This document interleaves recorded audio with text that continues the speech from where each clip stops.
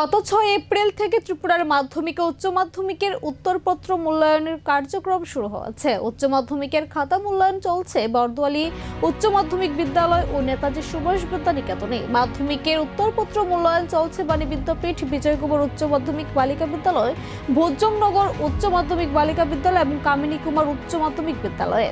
ত্রিপুরা বৌদ্ধ শিক্ষা পর্ষদের সভাপতি ধনঞ্জয় গণ চৌধুরী বুধবার বর্দোয়ালি উচ্চ মাধ্যমিক বিদ্যালয় পরিদর্শন করেন। তিনি জানান 2200 শিক্ষক শিক্ষিকা এই মূল্যায়ন কাজে নিযুক্ত আছেন। এছাড়াও তিনি বলেন, চেষ্টা করা হচ্ছে এবার ফল প্রকাশ তাড়াতাড়ি করার, না হলে মে মাসের 7 তারিখের মধ্যে ফল প্রকাশ করা হবে।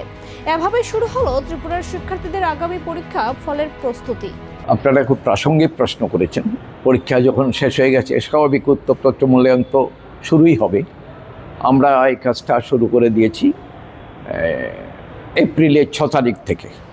6 এপ্রিল থেকে উত্তরপত্র মূল্যায়নের কাজ চলছে এবং আমাদের দ্বাদশের মূল্যায়ন চলছে আগরতলা শহরের 2টো স্কুলে, আর মাধ্যমিকের মূল্যায়ন চলছে 4টে স্কুলে। দ্বাদশের মূল্যায়ন হচ্ছে বর্দোয়ালি হায়ার সেকেন্ডারি স্কুল আর Netaji Subhash higher secondary school, আর মাধ্যমিকের মূল্যায়ন হচ্ছে 4টে স্কুলে। একটা হলো Bani Vidyapith higher secondary school girls HS school, Bijoykumar girls HS school, Bodhjung girls higher secondary school আর কামিনী কুমার হায়ার সেকেন্ডারি, এই 4টে স্কুলে। তো এখন পুরোদমে আমাদের খাতা ইভ্যালুয়েশন মানে মূল্যায়নের কাজ চলছে।